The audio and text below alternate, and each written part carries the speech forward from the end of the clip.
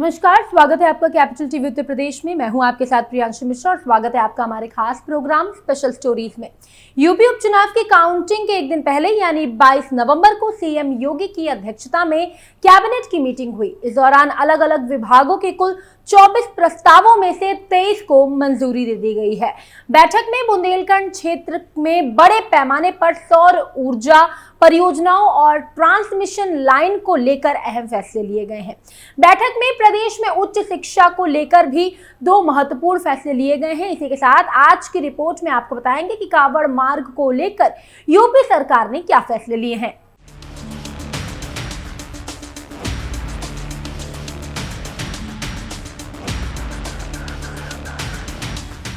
उत्तर प्रदेश के मुख्यमंत्री योगी आदित्यनाथ की अध्यक्षता में 22 नवंबर को लोक भवन में कैबिनेट की मीटिंग आयोजित की गई।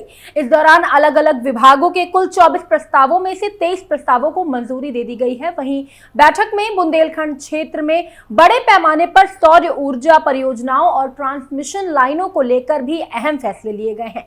इस बैठक में उत्तर प्रदेश के महाविद्यालयों में नए पद की रचना किए जाने की योजना पर भी विचार विमर्श किया गया है। इसमें प्रदेश के अलग अलग महाविद्यालयों में खाली पड़े 71 प्राचार्य के पदों को भरे जाने की भी योजना है। इसी तहत 1136 सहायक प्राचार्य 4th कैटेगरी के 710 कर्मचारी के पद की रचना करने को भी मंजूरी दी गई है। लखनऊ स्थित लोक भवन में हुई इस बैठक में कई अन्य प्रस्तावों को भी मंजूरी दे दी गई है। उच्च शिक्षा को आसानी से सबके लिए उपलब्ध कराने के उद्देश्य से बिजनौर में एक निजी विश्वविद्यालय खोलने की भी मंजूरी दे दी गई है और लंबे समय से इसकी मांग चल रही थी। चित्रकूट में 800 मेगावाट का सोलर प्लांट। कैबिनेट ने बुंदेलखंड क्षेत्र में ऊर्जा उत्पादन को बढ़ावा देने के लिए उद्देश्य से चित्रकूट में 800 मेगावाट के सोलर प्लांट की स्थापना को मंजूरी दे दी है। वर्तमान में बुंदेलखंड में 4000 मेगावाट की सौर ऊर्जा परियोजनाओं पर काम जारी है। इस परियोजना के लिए 620 करोड़ रुपए की लागत से ट्रांसमिशन लाइन बिछाई जाएगी।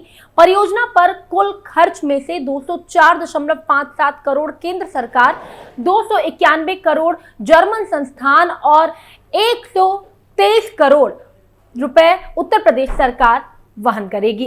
अगले साल 13 जनवरी से 26 फरवरी तक प्रयागराज में महाकुंभ का आयोजन होगा और इस महाकुंभ को भव्य और दिव्य बनाने के लिए भी उत्तर प्रदेश सरकार कोई कसर नहीं छोड़ रही है। इसी के तहत कैबिनेट में महाकुंभ के प्रचार प्रसार के लिए कई देशों में रोड शो कराने जाने का प्रस्ताव भी मंजूर कर दिया गया है। महाकुंभ के लिए रोड शो। इसके तहत देश में नई दिल्ली, गोवा, देहरादून और मध्य प्रदेश के भोपाल और इंदौर शहर में महाकुंभ के प्रचार के लिए रोड शो कराने की योजना भी है। इसके अलावा उड़ीसा की राजधानी भुवनेश्वर, बिहार की राजधानी पटना और चंडीगढ़, मुंबई, त्रिवेंद्रम, गुवाहाटी, पुणे में रोड शो किया जाएगा। इसी तरह विदेश के इंडोनेशिया के मॉरिशस को जोड़ते हुए महाकुंभ 2025 के लिए भव्य रोड शो किया जाएगा। इसके अलावा नेपाल, थाईलैंड में भी रोड शो होगा। महाकुंभ के रोड शो के दौरान फिक्की और CIA पार्टनर होंगे। महाकुंभ मेले सुरक्षा और श्रद्धालुओं की सुविधा को मद्देनजर रखते हुए कैबिनेट में अहम फैसला लिया गया है। इसके तहत कुंभ के लिए उत्तर प्रदेश सरकार 220 वाहन खरीदेगी, जिसमें 200 बुलेरो कार और 20 शामिल हैं। इसमें से कुल 27.48 करोड़ रुपए खर्च किया जाएगा। KDA में शामिल होंगे 80 गांव। सीएम योगी आदित्यनाथ की अगुवाई वाली बैठक में कानपुर के 80 गांवों को कानपुर विकास प्राधिकरण यानी KDA में शामिल करके शहरी क्षेत्र का विस्तार किया जाएगा।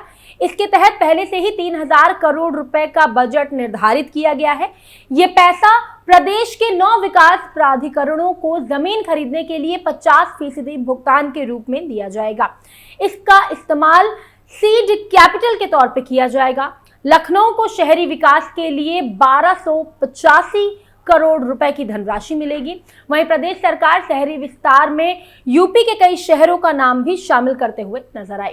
विस्तार पाने वाले लाभार्थी शहरों में सहारनपुर, मथुरा, वृंदावन, फिरोजाबाद, शकोहाबाद, लखनऊ, मुरादाबाद, खुर्जा, बांदा और मेरठ शामिल है। इसी तरह कैबिनेट बैठक में उत्तर प्रदेश आवास विकास परिषद को 3 योजनाओं के अलावा चंदसराय, कबीरपुर और ठिकारिया में नए आवासीय योजना के लिए 937 करोड़ रुपए की भी स्वीकृति मिली है। इस राशि से शहरी क्षेत्रों में आवासीय सुविधाओं का विस्तार होगा और स्थानीय निवासियों के लिए बेहतर आवास के विकल्प उपलब्ध होंगे। एक्वालाइन मेट्रो को हरी झंडी। नोएडा से ग्रेटर नोएडा के बीच 17.435 किलोमीटर लंबी एक्वा लाइन परियोजना के लिए योगी सरकार ने हरी झंडी दिखा दी है। एक्वा मेट्रो लाइन परियोजना पर 2,991.6 करोड़ रुपए खर्च किए जाएंगे और ये मेट्रो नॉलेज पार्क से लेकर सेक्टर 51 तक जाएगी। इस परियोजना में केंद्र और राज्य सरकार संयुक्त रूप से 394 करोड़ रुपए का योगदान देंगे। इसके लिए 2,991.6 करोड़ रुपए का लागत बनाने से पहले ये मेट्रो लाइन नॉलेज पार्क से सेक्टर 51 तक जाएगी। इस परियोजना में केंद्र और सरकार दोनों मिलकर योगदान करने वाले हैं।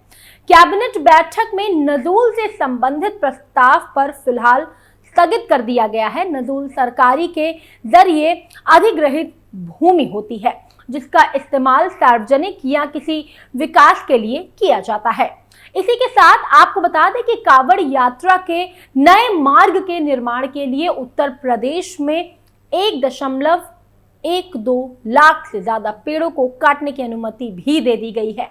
ये जानकारी यूपी सरकार के पर्यावरण विभाग ने नेशनल ग्रीन ट्रिब्यूनल यानी एनजीटी को दी है। ये पेड़ गाजियाबाद, मेरठ और मुजफ्फरनगर के 3 वन विभागों के संरक्षण जंगलों को काटने के जा रहे हैं। प्रस्तावित मार्ग गाजियाबाद के मुरादानगर से मुजफ्फरनगर के पुरकाजी तक जाएगा। पर्यावरण विभाग के सचिव ने बताया कि अब तक 25,410 पेड़ों को चिन्हित कर लिया गया है, जिसमें से 17,607 पेड़ों की कटाई हो चुकी है। ये काम उत्तर प्रदेश वन निगम की देखरेख में किया जा रहा है। हालांकि 9 अगस्त 2024 से पेड़ काटने का काम रोक दिया गया था। कुछ हिस्सों में अभी कटाई शुरू नहीं हुई है। एनजीटी ने यूपी सरकार से पेड़ों की सही संख्या बताने को कहा था। जवाब में बताया गया कि जहां कटाई पूरी हो चुकी है वहां पेड़ों और झाड़ियों की गिनती संभव नहीं है, क्योंकि सफाई अभियान में झाड़ियों को भी हटा दिया गया था। सरकार ने साफ किया कि परियोजना के तहत कुल 1,12,722 पौधे और पेड़ों की कटाई होगी, लेकिन इससे ज्यादा नहीं। लेकिन अब आगे पीडब्ल्यूडी 15-20 मीटर चौड़ी सड़क के लिए नए रूट को फाइनल करेगा, तब बची हुई जगहों पर पेड़ की गिनती और कटाई का काम किया जाएगा। यूपी सरकार ने बताया कि ये भूमि संरक्षित जंगल की श्रेणी में आती है और केंद्र सरकार से फरवरी 2023 में इसके लिए सैद्धांतिक मंजूरी ली गई थी। इसीलिए इस पर यूपी ट्री एक्ट 1976 के तहत गिनती नहीं की गई। परिवेश पोर्टल के अनुसार पेड़ों को उनके घेराव के आधार पर 3 श्रेणियों में बांटा गया है। 0 से 30 सेंटीमीटर, 31 से 60 सेंटीमीटर और 150 सेंटीमीटर से अधिक। इसमें से छोटे पौधे और 30 सेंटीमीटर से कम घेराव वाले पेड़ों को भी शामिल किया गया है। यूपी सरकार ने एनजीटी को आश्वासन दिया है कि पूरी परियोजना के दौरान पेड़ों की कटाई निर्धारित संख्या से अधिक नहीं होगी। अब देखना होगा कि ये मामला आगे क्या नया मोड़ लेता है। इसी के साथ आपको बता दें कि आज काउंटिंग का दिन है, जिसमें यूपी उपचुनाव में बीजेपी बढ़त बनाए हुए है। वहीं दूसरी तरफ अगर बात करें सपा की, तो सपा अपने गढ़ में तो जीती हुई नजर आ रही है, लेकिन 9 विधानसभा सीटों पर बीजेपी आगे चल रही है। शाम तक ये पिक्चर भी क्लियर हो जाएगी। दरअसल यूपी की जिन 9 सीटों पर उपचुनाव हुए हैं, उनमें से 4 सीटों पर सपा, 3 पर बीजेपी और एक सीट पर रालोद और निषाद पार्टी का कब्जा था। लेकिन बीजेपी अब 6 सीटों पर लीड बनाते हुए दिखाई दे रही है। ऐसे में सपा को 1 सीट का नुकसान होते हुए भी दिख रहा है। लोकसभा चुनाव में समाजवादी पार्टी ने जिस तरीके से बीजेपी को पछाड़ते हुए जीत हासिल की थी, उसके बाद ये उपचुनाव बीजेपी के लिए बेहद अहम हो गया था। सपा इन चुनावों में भी बढ़त हासिल करके 2027 के चुनाव को लेकर कार्यकर्ताओं को बड़ा संदेश देना चाहती थी, जबकि बीजेपी ने इसे नाक का सवाल बना लिया था। सीएम योगी ने खुद उपचुनावों की कमान संभाली हुई थी। सीएम योगी उपचुनाव में जीत हासिल करके ये संदेश देना चाहते थे कि उनकी पकड़ अभी कमजोर नहीं हुई है। फिलहाल आज की स्पेशल स्टोरी में इतना ही। उत्तर प्रदेश की तमाम अपडेट्स को जानने के लिए आप देखते रहिए कैपिटल टीवी उत्तर प्रदेश और चैनल को लाइक, शेयर और सब्सक्राइब करना ना भूलें। नमस्कार।